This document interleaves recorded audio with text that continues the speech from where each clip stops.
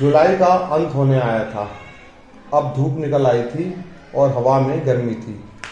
सड़ाको की तबीयत कुछ बेहतर लग रही थी। मैं हजारों में से आधे से ज़्यादा पक्षी तो बना चुकी हूँ, उसने मासाहिरो से कहा। इसलिए लगता है कि कुछ शुभ ही होगा। और कुछ हुआ भी ऐसा। उसकी भूख लौट आई और दर्द चला गया। डॉक्टर नुमाटा इस प्रगति पर प्रसन्न हुए और उन्होंने सड़ाको को एक बार अपने घर घूम आने की इजाज़त दी। बोला क्या, आप अपने घर एक बार घूम आओ। घर है ना, काफी दिन से वो अस्पताल में थी।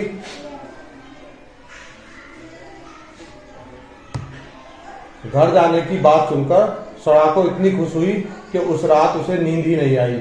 इसलिए सारी रात वह वर्गाकार कागजों को जोड़कर उनकी चिड़िया ही बनाती रही।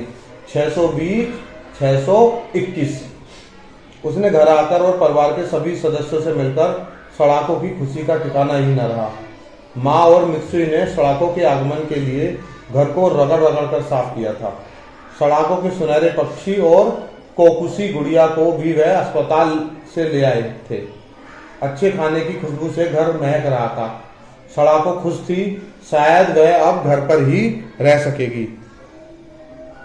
उसे अस्पताल वापस नहीं जाना पड़ेगा।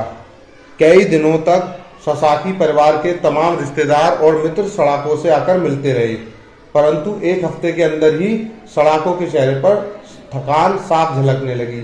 वह अब चुपचाप बैठी रहती थी और आने जाने वाले मेहमानों को केवल देखती रहती थी। सड़ाको की कमजोर हालत देखकर सभी दुखी थे। माँ को बार बार तेज दौड़ने वाली अपनी प्यारी और चंचल सड़ाको की याद आती। अगले दिन सड़ाको को अस्पताल वापस जाना पड़ा।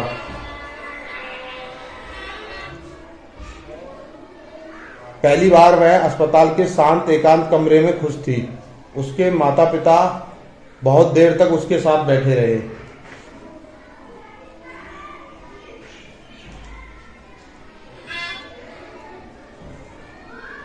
उन्होंने सड़ाको का हाथ अपने हाथ में थाम लिया।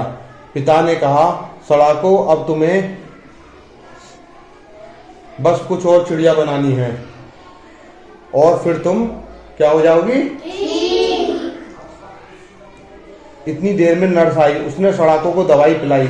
आंखें बंद करने से पहले सड़ाको ने सुनहरे पक्षी को उठाकर कहा, एक दिन मैं ठीक हो जाऊंगी और फिर हवा की तरह से तेज दौड़ूंगी। उस दिन के बाद से लगभग हर एक दिन डॉक्टर नुमाटा सड़ाको के खून को चढ़ाते। मुझे मालूम है कि तुम कष्ट में हो, वो कहते, परंतु हमें अपना भरसक प्रयास करना चाहिए। सड़ाको अपना सिर हिलाती। वह अपना दर्द कभी व्यक्त नहीं करती थी। शायद एक बहुत गहरा दुख उसके भीतर पनप रहा था। वह था मृत्यु का भय। बीमारी के साथ साथ उसे इस डर से भी लड़ना था। सुनहरा पक्षी इस संघर्ष में सहायक था। वह सड़ाको की उम्मीद जगाए रखता था। माँ अब अस्पताल में ज्यादा से ज्यादा समय बिताती थी। अपनी माँ के चेहरे की चिंता देख सड़ाको का दिल दहल जाता था। पेड़ों के पत्ते अब रंग बदलने लगे थे। अब आखिरी बार पूरा परिवार सड़ाको से मिलने आया था। इजी ने सड़ाको को एक डिब्बा दिया जो सुनहरे कागज में लिपटा था और लाल रिबन से बंधा था। हल्के हल्के सड़ाको ने डिब्बे को खोला। डिब्बे के अंदर क्या होगा? उसकी माँ उसके लिए क्या लाना चाहती थी?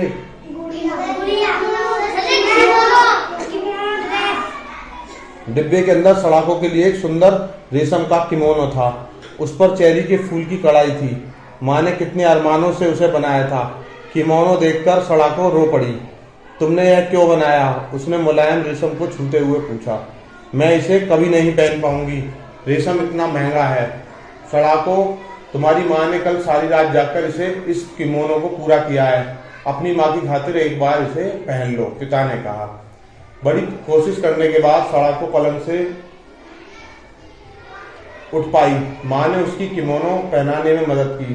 सड़ाको खुश थी कि उसके फूले हुए पैर किमोनो में छिप गए थे। सड़ाको एक कदम हल्के हल्के रखते हुए आगे बढ़ी और खिड़की के पास पड़ी कुर्सी पर जाकर बैठ गई। सभी लोग कह रहे थे कि रेशम के किमोनो में सड़ाको एकदम राजकुमारी जैसी लग रही थी। उसी समय चुजुको आ पहुंचा। डॉक्टर नुमोटा ने उसे कुछ देर मिलने की अनुमति दी। चुजोको अचरज भरी निगाहों से सड़ाको को देखती रही। फिर उसने कहा, तुम इस किमोनो में स्कूल ड्रेस के मुकाबले कहीं अच्छी लगती हो। सभी लोग हंसे, सड़ाको भी हंसी। फिर मैं ठीक होने के बाद हर रोज इस किमोनो को स्कूल पहनकर जाया करूंगी, सड़ाको ने मजाक में कहा। मित्सुई और इजी भी यह सुनकर खिलखिलाकर हंसे। कुछ देर के लिए तो ऐसा लगा जैसे घर का पुराना माहौल लौट आया हो। उन्होंने अंताक्षरी का खेल खेला, सड़ाको के सबसे मनपसंद गाने गाए। इस बीच सड़ाको कुर्सी पर चुपचाप बैठी रही। सड़ाको अपने दुख और कष्ट दबाए रही। शायद यह सही भी था। घर वापस जाते वक्त माता पिता के चेहरे पर खुशी थी। सोने से पहले सड़ाको केवल एक और कागज की चिड़िया बना पाई, 644। सड़ाको द्वारा बनाई गई यह अंतिम चिड़िया थी। जैसे जैसे सड़ाको कमजोर होती गई, वह मृत्यु के बारे में और गहराई से सोचने लगी। क्या वह स्वर्ग में पहाड़ पर रहेगी? क्या मृत्यु के समय कष्ट होता है या फिर मौत एक लंबी नींद जैसी? सड़ाको ने मौत को भूलने की बड़ी कोशिश की, परंतु वह असफल रही।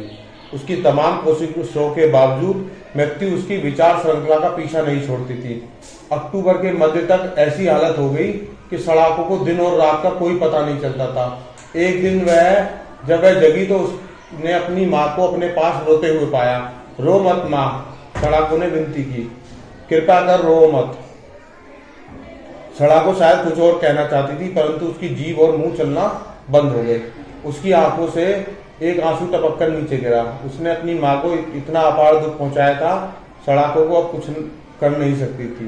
वह केवल कागज की पक्षी मोड़ सकती थी और किसी देवी के करिश्मे का इंतजार कर सकती थी। उसने कागज उठाया, परंतु उसकी कमजोर उंगलियों से ठीक प्रकार से मोड़ नहीं पाई।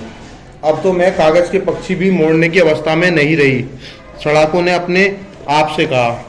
एक बार फिर पूरी शक्ति लगाकर सड़ाको ने कागज को मोड़ने का प्रयास किया, परंतु तभी उसकी आंखों के सामने अंधेरा छा गया।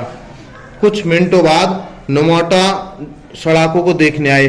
उन्होंने उसके माथे पर हाथ रखा और उन्होंने आहिस्ते से सड़ाको के हाथ से कागज हटाया और कहा, अभी तुम आराम करो, यह चिड़िया तुम कल बना लेना। सड़ाको ने मूर्छावस्था में अपना सिर हिलाया। कल उसके लिए बहुत दूर था। अगली बार जब सड़ाको ने आंखें खोली तो उसका सारा परिवार उसके पास था। सड़ाको उन्हें देखकर मुस्कुराई। वह हमेशा उनके दिल में समाई रहेगी, इस बात का उसे पूरा विश्वास था। ऐसा लग रहा था जैसे रोशनी की किरणें उसकी आंखों के सामने थिरक रही हो। सड़ाको ने अपना पतला हाथ सुनहरे पक्षी को छूने के लिए आगे बढ़ाया। सड़ाको की जीवन शक्ति धीरे धीरे ढल रही थी, परंतु सुनहरा पक्षी उसमें अभी भी उम्मीद के प्राण फूंक रहा था। उसने छत से लटकी चिड़ियों को निहारा। तभी पतझड़ की हवा का एक झोंका आया और सारी चिड़ियाएं हवा में मंडराने लगी।